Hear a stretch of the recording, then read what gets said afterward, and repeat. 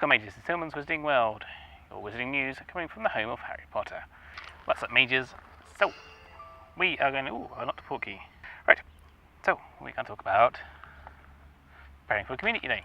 This is kind of an unplanned video, so this is a 39B of my episode.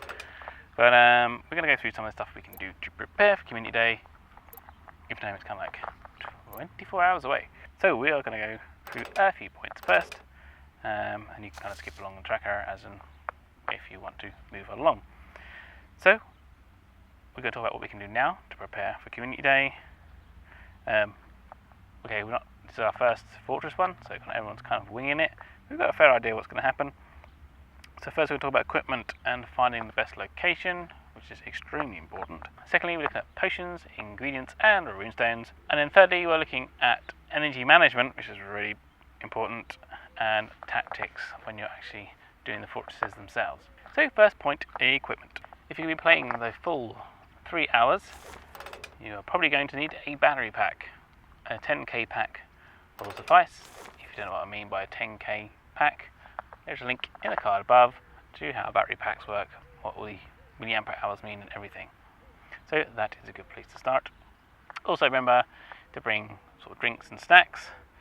If your team that you're playing with is particularly hardcore, they really won't be wanting to stop that much during that 3 hour period.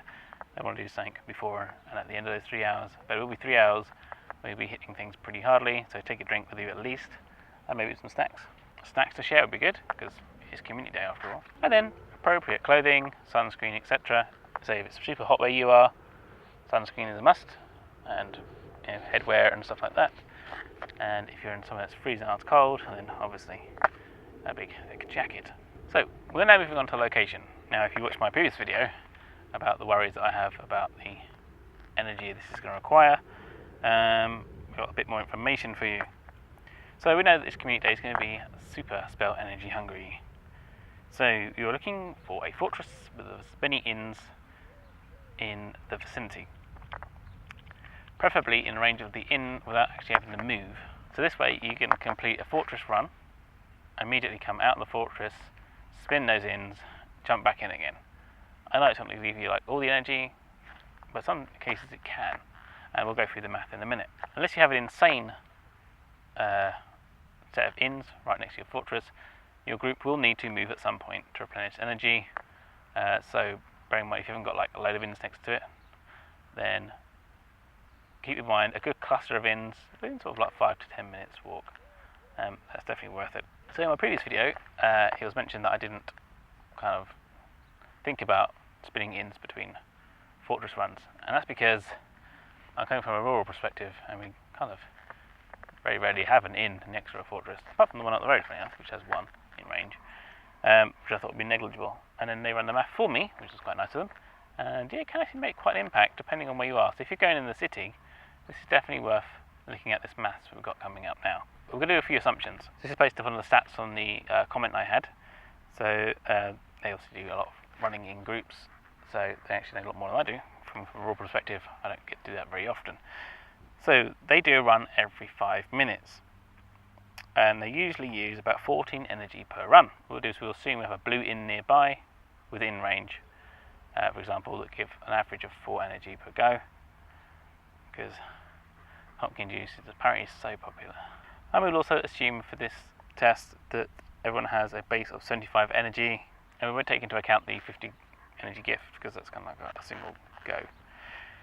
So if you have 0 inns next to your fortress, you will get 8 runs at that fortress, and your energy will last 40 minutes. This is assuming you're not using like loads and loads of potions.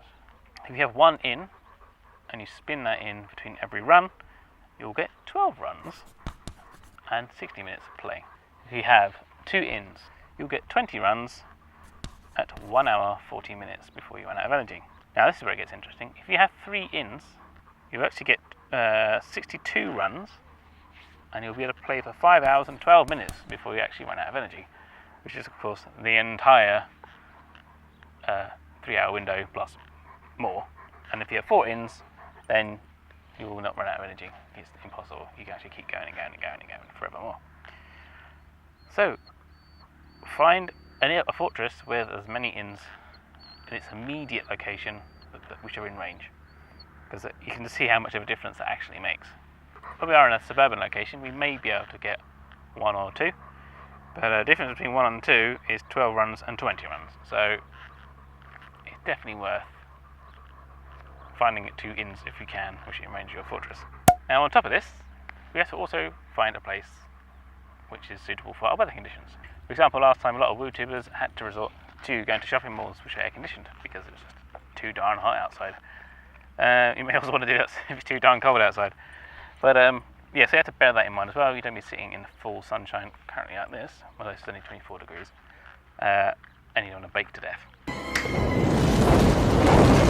So you have to kind of know your area well. Ask if you've got a community you're with, and not just trying to wing it.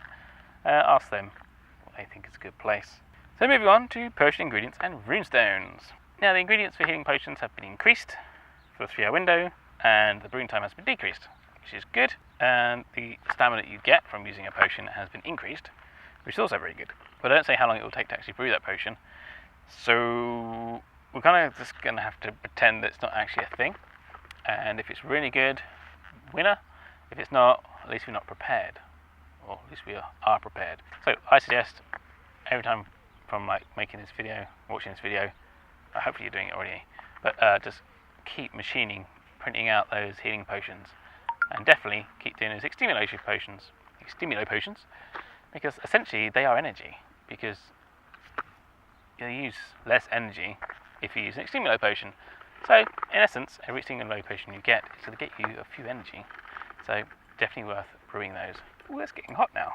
So now we move on to energy management and playing tips. This is very important. Make sure you start the day with full energy, and then claim the daily 10 reward, because it will stack on top, so 75 to 85, and then claim your offer from Diagonally, the free one, say that's 50, that's another 50 on top. So your basic 75 plus your 10 for your dailies plus whatever you get from Diagonally. What did he say, dear? Diagonally. I thought he did. We give you a really good starting bonus. We don't know how much you're going to get from Diagonally. Diagonally. It is all a secret squirrel. And going back to what we were talking about earlier, remember to spin those ins between every run. It really does. As you see earlier, it really does extend our playtime. Don't forget to use extimulate potions, especially on those higher bosses. So yeah, brew as many as you can.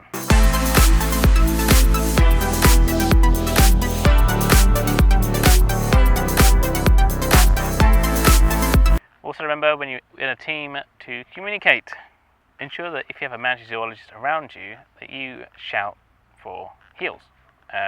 Preferably with enough time for them, if they're in battle, to come out of battle and then heal you. Because they may be engaged in battle, because magic zoologists do quite a lot of DPS.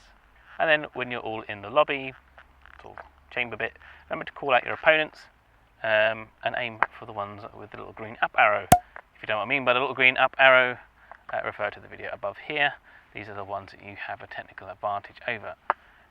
If you've got a magic zoologist or and a professor, I don't know what I thought about that, I'm a professor, you should be able, between the three of you, all be able to do green or neutral foes.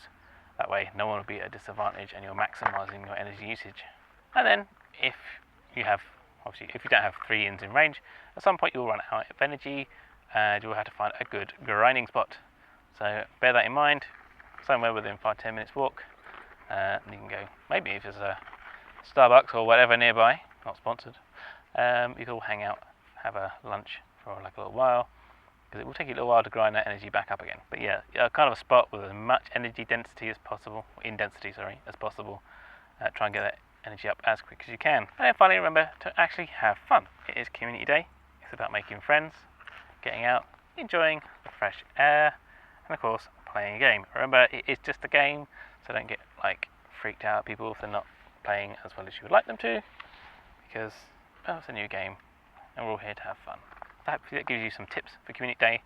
I've been through a couple of the other WUtubers videos as well, so I didn't really glean stuff over them, but they made me realise a few details that I didn't really think about. But yes, I hope the weather holds out for you.